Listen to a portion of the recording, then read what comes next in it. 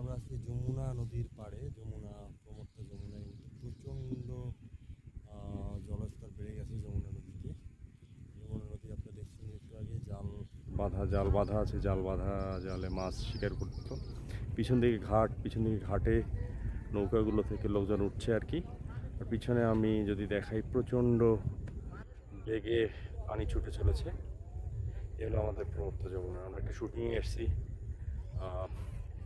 সারিয়াকান্দির কড়িহাট বাজারের পাশেই shooting spot. আমরা শুটিংয়ে যাচ্ছি, আপনাদের সঙ্গে দেখা হবে টাইম টু টাইম।